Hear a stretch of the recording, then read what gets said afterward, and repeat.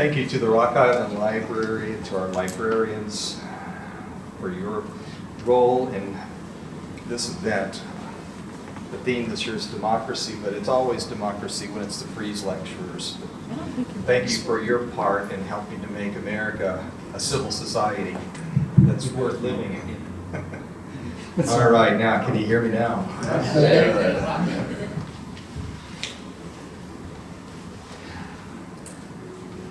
It's wonderful to be here. I look out over the room, and instead of seeing a bunch of historians sharpening their knives while they wait to feast on my errors and ridiculous mistakes, I see a lot of old friends, former students, and people I don't know, but who I would love to count as friends. So welcome, everyone.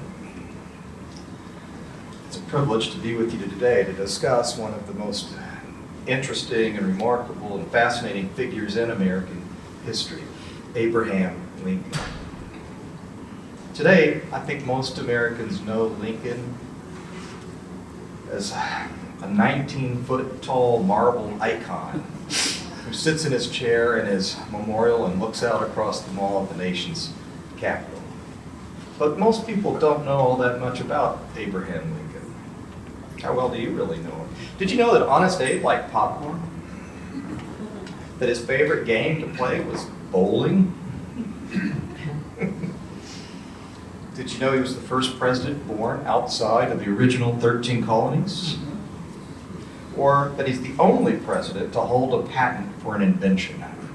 Also, the only president so far to be inducted into the National Wrestling Hall of Fame. Lincoln wrestled over 300 men in his life, mostly in his 20s. Apparently knocked out a few of them. Something you probably do associate with the name Abraham Lincoln is a famous proclamation that he made just 2 years before the Civil War broke out. He said, "A house divided itself cannot stand." These are sunglasses. That's going to be no help. Let's try this. There it is. A house divided against itself cannot stand. I believe this government cannot endure, he told his audience at a nominating convention to nominate him to be the Republicans' candidate for U.S. Senate. I believe this government cannot endure permanently half slave and half free. I do not expect the Union to be dissolved. I don't expect the House to fall. But I do expect it will cease to be divided. It will become all one thing or all the other. The question I want to consider today is a question inspired by our own fractious politics in the recent presidential election. How did Lincoln manage to navigate the treacherous waters of extreme division and polarization? The House Divided speech was a clarion call to the American people. It highlighted the unsustainability of a country that was half slave and half free. We remember this speech because Lincoln had this unusual ability to distill complex political realities into profound and accessible statements like "a house divided." This was a great strength of Lincoln's, this knack for accessible metaphors and telling expressions. But he had greater powers still. Lincoln's greatest strength, to my mind, his superpower, if you will, was storytelling.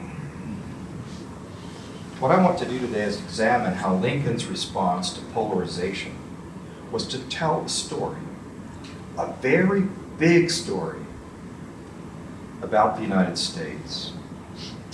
As with all good stories, this was a narrative that told the American people who they were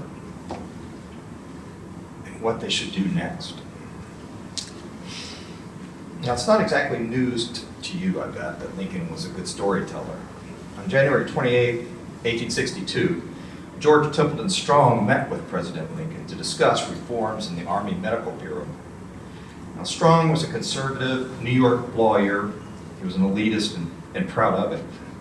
In his diary, he described the backwoods president as a barbarian, a Scythian, a Yahoo or guerrilla in respect to outside polish.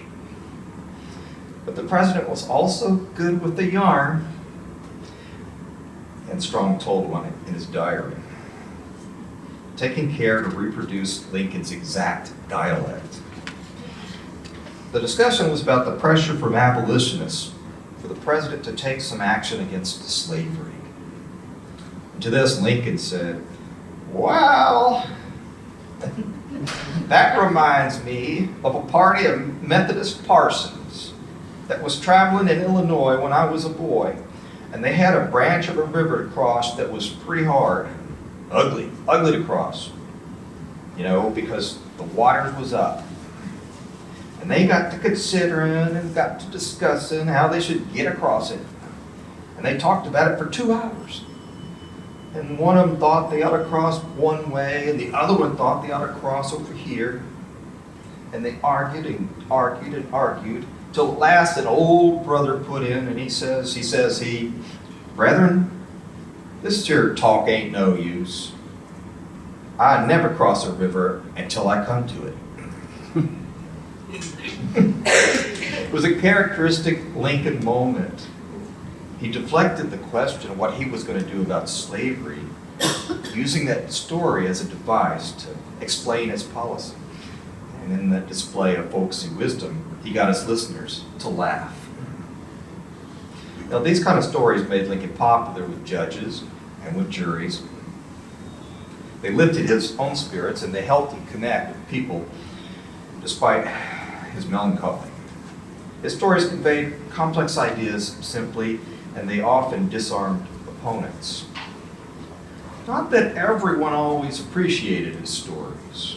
In the 1864 presidential election, political opponents tried to turn Lincoln's fondness for storytelling against him in a popular cartoon print that was handed out.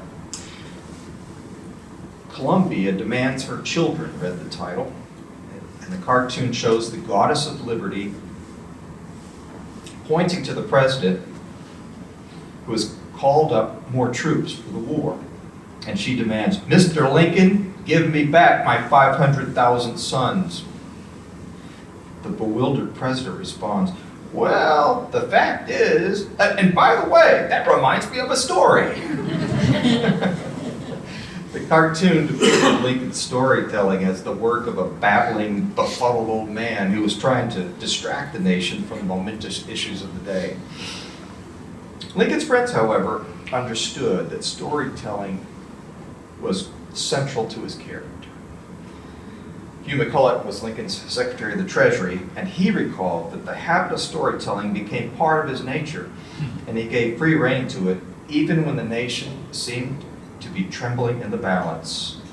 Storytelling was to him a safety valve, and he indulged it not only for the pleasure it afforded him, but for temporary relief from oppressing cares. Now, that observation has been echoed 1,000 times by Lincoln's contemporaries and later by his many, many, many biographers. But the point I'm going to make today goes further. For Lincoln, storytelling was much more than a safety valve, much more than a self-help therapy for his own melancholia. Storytelling for Lincoln was how he made sense of the world. If Lincoln was known to all for his bottomless supply of amusing anecdotes, his great contribution to the nation was a big story, one that he pieced together while confronting the crisis of a house divided. It was a story that united the divided northern population, even as it precipitated the South's secession and a subsequent civil war.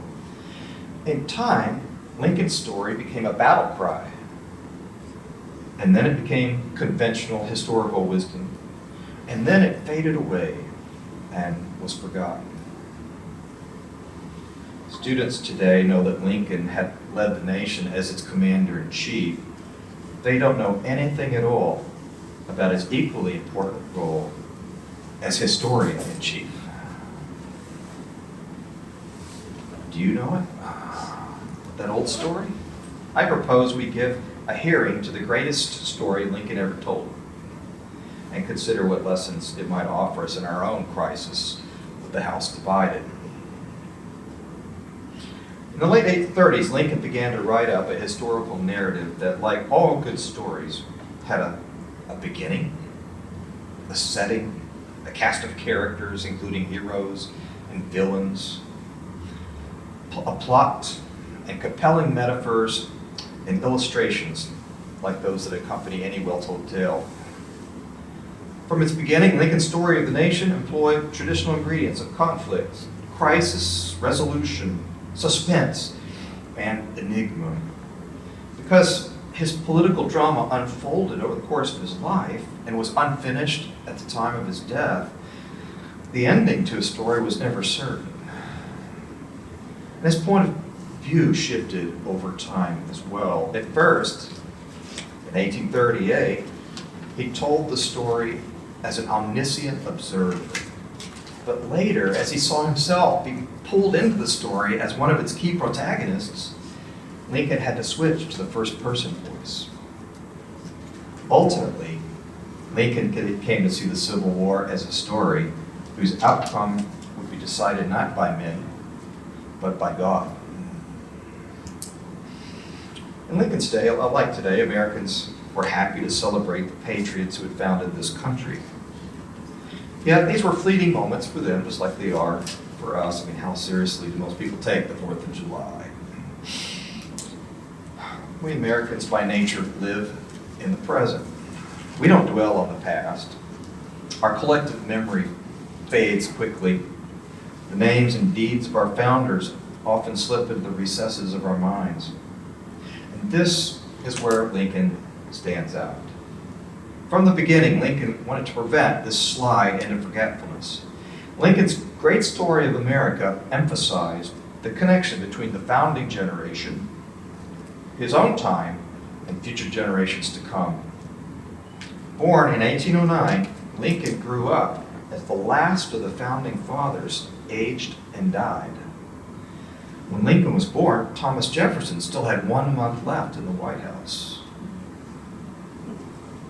And when the ex-president died, the future president was 17 years old. All his life, Lincoln was mindful of the founder's example. But Lincoln's ambition went beyond mere nostalgia.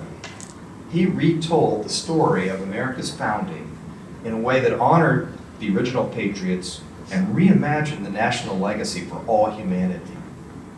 He dared to redefine American nationality in ways that even the most visionary founders might not have imagined. Lincoln was acutely aware of the changing fortunes of the Declaration and its author, Thomas Jefferson.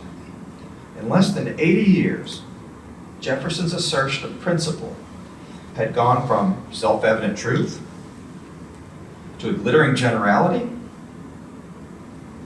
to something Senator John Pettit of Indiana during the Kansas-Nebraska Quarrel called a self-evident lie.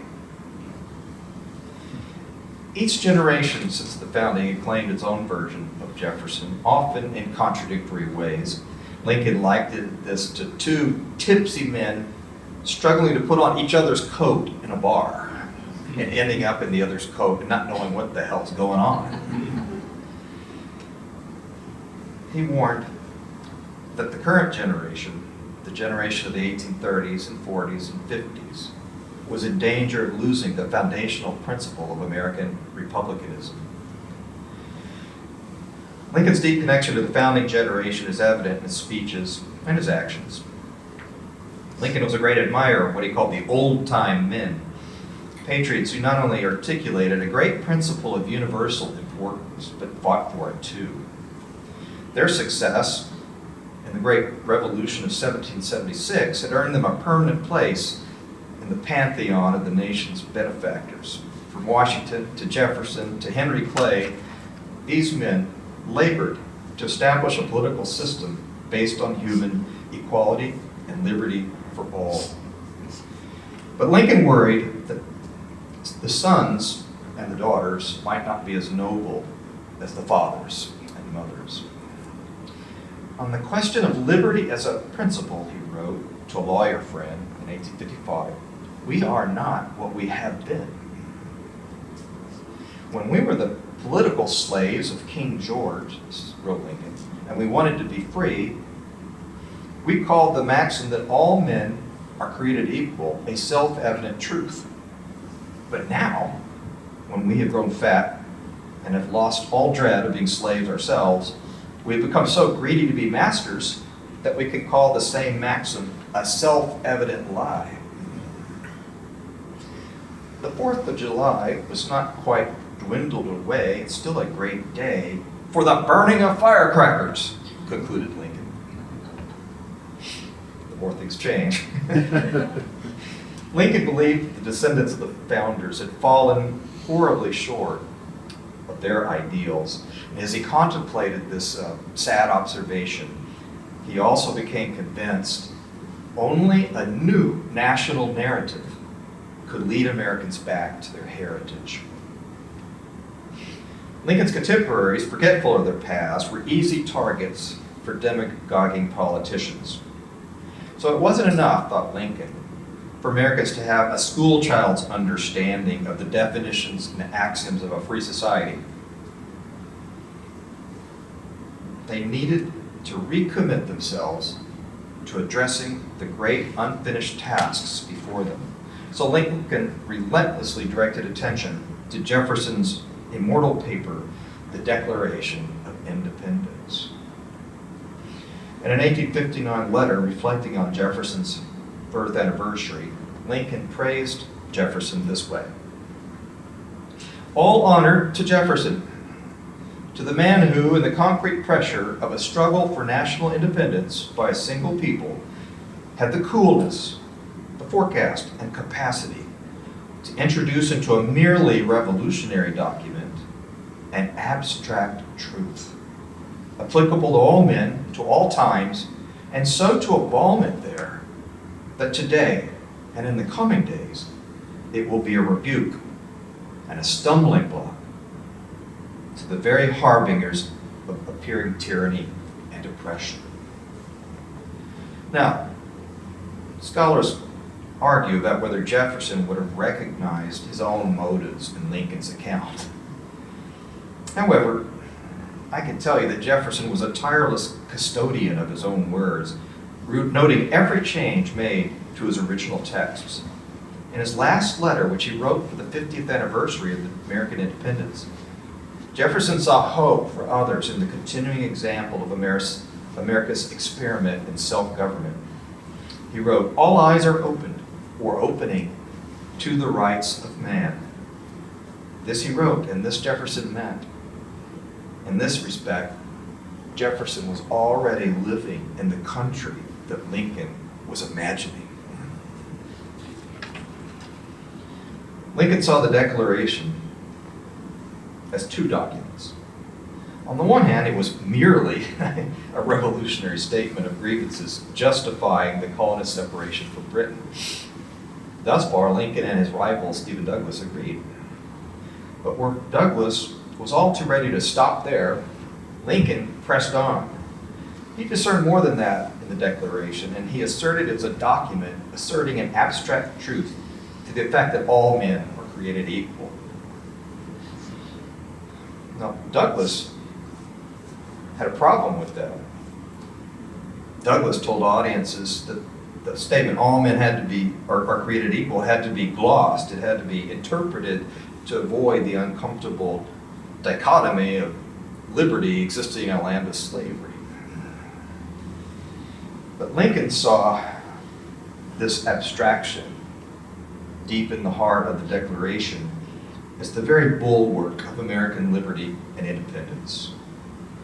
Our defense against the rise of domestic tyranny and the genius of American independence depended, wrote Lincoln, on the spirit which prizes liberty as the heritage of all men, in all lands, everywhere. It was that foundational great principle in the Declaration that gave liberty not alone to the people of this country, but hope to the world and for all time. Contra Douglas, the authentic Declaration, spoke not of the rights of Englishmen, or of Europeans, or of white men, but of all men. It did so notwithstanding its author's awareness that serfdom or peonage or chattel slavery had existed in all times and places, and an assertion of an abstract truth that all men are created equal. The principle was the bulwark of American liberty and independence, giving hope to the world for all future time. Lincoln believed the Declaration's principle reflected a simple sense of justice and human sympathy. However, by the 1850s, this principle was increasingly denied. In the Dred Scott case of 1857, the Supreme Court seemed to be leading an effort to make black bondage universal and eternal. Lincoln warned that the Declaration itself was under attack now, with its framers' intentions being distorted. It is assailed, he wrote, and sneered at, and construed, and hawked at, and torn, till if its framers could rise from their graves, they could at all recognize it. Lincoln said this in an 1857 speech on the court's Dred Scott decision. One could now argue openly with Chief Justice Roger Taney that the founders never thought of blacks as falling in the category of men, or they could argue with Alexander Stephens, the vice president of the Confederacy, that the founders thought they were men but were themselves mistaken and had gotten it wrong. Either way, the corruption of public sentiment was proceeding swiftly. Lincoln conceded, after a fashion, that in some respects a black woman is not my equal, but in her natural rights to eat the bread she earns with her own hands, without asking leave of anyone else, she is my equal, and the equal of all others. The hour was long overdue, thought Lincoln, for recurring to the giant, unmistakable language of the Declaration.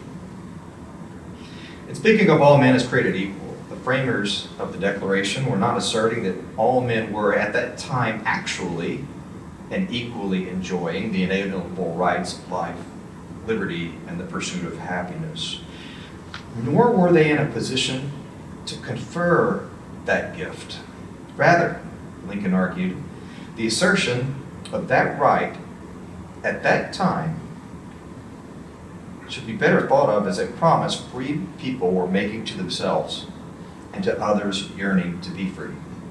Lincoln put it memorably this way: the founders meant to set up a standard maximum for free society, which should be familiar to all and revered by all, constantly looked to, constantly labored for, and even though never perfectly attained, constantly approximated, and thereby constantly spreading and deepening its influence and augmenting the happiness and the value of life to people of all colors everywhere. So these words really highlight Lincoln's distinctive contribution to the shaping of public sentiments. He insisted, as did very few others, on the transformative power of a national story in which certain abstract thoughts, liberty, equality, could assume the role of the hero of the story. Here I think I see the influence of a book Lincoln read many times as a boy, John Bunyan's The Pilgrim's Progress. If Lincoln was going to come up with a title for his story, a good one probably would have been The Pilgrim's Regress, because that's how he viewed history since the founding. But he believed that the ideas of the Declaration still had life in them, and he urged his public to consider its life-giving power. Those who disparaged Jefferson's assertions or claimed it was irrelevant when attempting to undo the political revolution of 1776 and pave the way for tyranny, Lincoln called on his audience to recognize the enduring power of those abstract thoughts. Now, Stephen Douglas had a narrow reading of the Declaration of Independence. He claimed that when it said all men are created equal, it only referred to British subjects in America being equal to British subjects back home in England. But what about the many Americans in the 1850s, wondered Lincoln, who weren't descendants of those English colonists? Those who had emigrated from Europe or were the children of recent immigrants. What reason did they have to celebrate America's independence and prosperity? Lincoln tackled this problem in a speech in Chicago in July 1858, and his words still resonate with our nation of immigrants today. If they look back through this history to trace their connection with those days by blood, they find they have none. They cannot carry themselves back to that glorious epoch and make themselves feel that they're part of us. But when they look through that old Declaration of Independence, they find that those old men say, we hold these truths to be self-evident, that all men are created equal.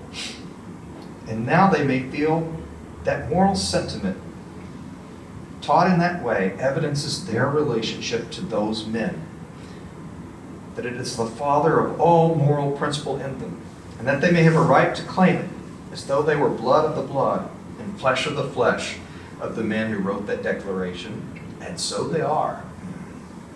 That is the electric cord. The electric cord in that declaration that links the hearts of patriotic and liberty-loving men together. That will link those patriotic hearts as long as the love of freedom exists in the minds of men throughout the world. Lincoln directed his audiences to that earlier period, away back of the Constitution and the pure, fresh, free breath of the Revolution. He highlighted policy and legislative actions that allowed the Western country to expand and get stronger. Over the course of 60-odd years, of the best years of the Republic, Virginia had ceded the bulk of its claimed Western lands to the nation. The Continental Congress passed the Northwest Ordinance, and states like Wisconsin entered the Union without slavery. The founders' intentions had been fulfilled. Lincoln was quite the scholar. He spent several months in the law libraries of Springfield, Illinois, examining the voting records of those who had signed the proposed Constitution of 1787, and he came to two conclusions. First, the spirit of that age was one of hostility to slavery and toleration only by necessity. Slavery was a fact that the founding generation might have deplored, but they couldn't ignore. The framers left the institution as they found it, using covert language to avoid the word slave or slavery in the document. The first Congress treated slavery similarly. They hedged it in to the narrowest limits of necessity, making it possible for the public to believe it was on a path to extinction. This was the prevailing understanding until the debate over the territories of Kansas and Nebraska. And such was the stance that his own generation needed to recover. The positive conclusion that Lincoln drew from his research was that the Constitution and laws of the United States pointed to their animating principles in the Declaration of Independence.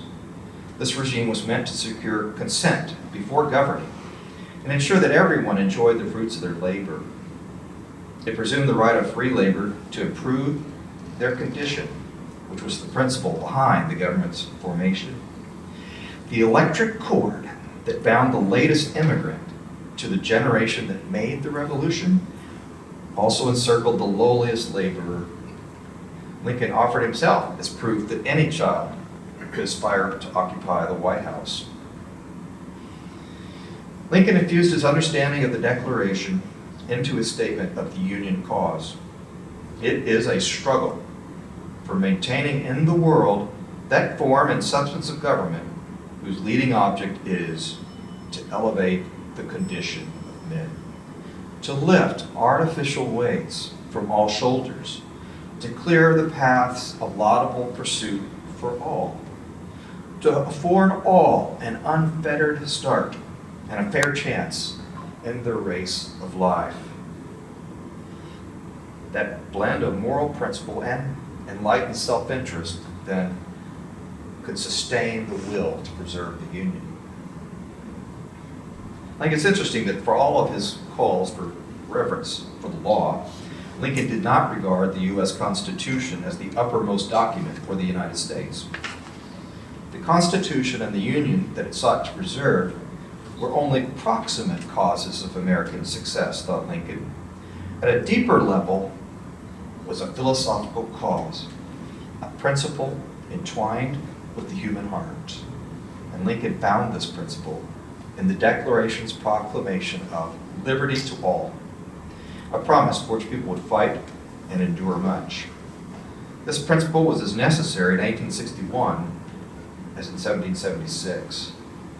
Lincoln encapsulated his understanding with the figure of speech from the book of Proverbs. In the King James Version, known to Lincoln, the proverb goes, "A word fitly spoken is like apples of gold and pictures of silver." The Union and the Constitution were the picture frame in Lincoln's metaphor. What really mattered was the apple of gold, and that was the Declaration of Independence. The picture was made for the apple, not the apple for the picture. And so the Kansas-Nebraska Act came as a great wake-up call to Abraham Lincoln. The passage by Congress in 1854 of the Kansas-Nebraska Act propelled him back into national politics. He saw that more than the Missouri Compromise of 1820 was being repealed, new constitutional doctrines were being voiced every day that would subvert and destroy the apples of gold and the pictures of silver. This prospect fired him with an urgent sense that the entire Republican project was in jeopardy. He devoted himself to refocusing the public's attention on the foundation of a constitutional order that had brought prosperity and security to all sections of the country. So, after first taking the most solemn oath to preserve, protect, and defend the Constitution of the United States, Lincoln was spared to live for 4 more years. Through those terrible years, he was unflagging in his efforts to honor that pledge. His memorable letter to Horace Greeley on August 22nd, 1862 left no doubt where Lincoln stood. "My paramount object in this struggle is to save the Union, and it's not either to save or to destroy slavery." Lincoln's readiness to consent to a great evil in order to avoid a greater evil epitomized his prudent statesmanship. Like many, but not all Northerners, he was prepared to continue to bite his lip and crucify his feelings. Yet guiding those efforts was the ever-present thought. The picture was made for the apple. The Union was not only to be saved, but so saved as to make the Union worthy of saving. Lincoln's words were spoken at a time when many mocked him and others harbored murderous intent. His words proved to be as precious as gold. Under the immense pressure of preserving the Constitution and the Union, he showed as much coolness, foresight, and capability as his hero, Jefferson. He demonstrated that one could follow in the footsteps of a great predecessor and still carve out their own legacy. His ambition drove his genius to its limits, and remarkably, he achieved distinction not by oppressing others, but by freeing both slaves and free men. Lincoln's most celebrated invocation of the ideals expressed in the Declaration occurred in November 1863 at the Gettysburg battlefield, when he used the small role that was given to him that day to link the Civil War with the nation's founding. Up to that point in the presidency, Lincoln had emphasized that the purpose of the war was to save the Union, most notably expressed in that letter to Greeley. In the Gettysburg Address, however, he proclaimed firstly that the nation's founders had brought forth on this continent a new nation, conceived in liberty, and dedicated to the proposition that all men are created equal. And secondly, the brave men, living and dead, who struggled here, did so to ensure that the nation shall have a new birth of freedom. As Douglas Wilson has observed, Lincoln saw the Battle of Gettysburg something like the hand of fate, and he determined to look for an opportunity to reinvoke the spirit and emotional resonance of Jefferson's own igniting words. The new birth of freedom of which Lincoln spoke came to pass on 31st January 1865, when the House of Representatives passed the 13th Amendment to the Constitution, abolishing slavery and indentured servitude. Lincoln was a happy man that evening. He endorsed the document that sent the amendments to the states, despite the fact that presidents played no official role in the amending process. He just couldn't help himself. In response to a serenade that evening outside the White House, Lincoln proclaimed that the amendment is a king's cure for all. It winds the whole thing up.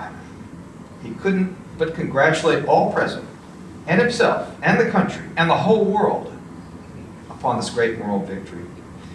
The new birth of freedom and the abolition of slavery have become indivisible in a transformed American nation. And Lincoln's great story of America had made that possible.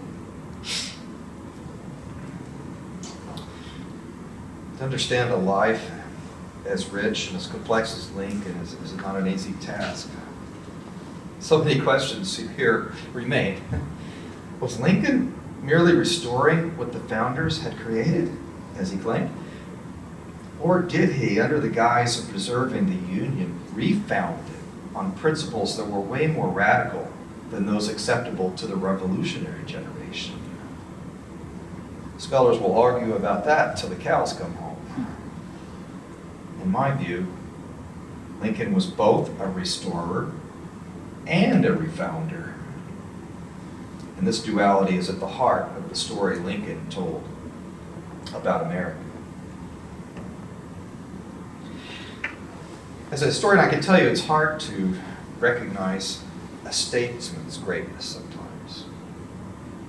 Unlike a warrior, unlike a scientist, unlike a poet whose achievements are clear and celebrated, the statesman's work is invisible, often marked by gradual changes in policy and spirit. The greater he or she is, the less likely is their work to be marked by decisive achievements, which can be recalled by anniversaries or signalized by some outstanding event. Recognizing a statesman's true impact requires deeper levels of perception and understanding. Abraham Lincoln's great achievement was to reshape how Americans of all backgrounds renewed or how they viewed their shared past and future. By continually elevating Jefferson's abstract truth, he extended its reach to include everyone, even the newest immigrants, into the founder's family. Through this shared moral principle, all could now feel that they were blood of the blood and flesh of the flesh with the founding generation. There's an old saying that all children enter school as question marks and leave as periods. I think that saying can also be applied to other situations. For example, we might say that all nations begin as question marks and end as exclamation points. At least that must have been what was on the mind of Florida legislature some years ago when they made it obligatory for schools to teach that America is superior to all other countries. The Florida Patriots feel that the American creed is an exclamation point, a finished product, a settled matter. But this version of the story of America, assuming anyone could actually believe it with even a quick look at the evidence, it leads to a smug sort of blindness. I believe that every history teacher should try to tell a story about America that will enable students to feel a sense of national pride. Students deserve that. Parents expect it. The question is how to do that and avoid boredom and disinterest on the part of the pupils or chauvinistic nationalism. Well, as it happens, there is such a story available to us. It's Lincoln's great story. It has the virtues of being largely true. It explains our past, including our failures. It invites participation in the present, and it gives hope for the future. It's a story that doesn't require belief that America is superior to all other countries, only that America is unique and energetic, and it's open wide to unfulfilled human possibilities. I propose then the story of America as an experiment, a perpetual and fascinating question mark. The story includes the experiences of those who lived here before the European invasion. After all, every story has a prologue. But the story properly begins, as Abraham Lincoln saw it, with a series of stunning and dangerous questions. Is it possible to have a government of the people, by the people, and for the people? And who are the people, anyway? Who's included and who's left out? And how shall they proceed in governing themselves? And how can we protect individuals from the power of the people? And if self-government is all this hard, why would we want to do it in the first place? These questions are still unanswered today, and they will always remain so. Lincoln's national story allows us to claim that the basic question posed by the American experiment is this: can a nation be formed, maintained, and preserved on the principle of constant argument? We know what happens when argument ceases. Blood happens, as in our Civil War, when Americans stopped arguing with each other. The American experiment is an argument each generation has to engage for itself. This seems to be a fine story to tell to young people. It gives them a reason for their education. We want to prepare them with the knowledge and the will to participate in a great experiment.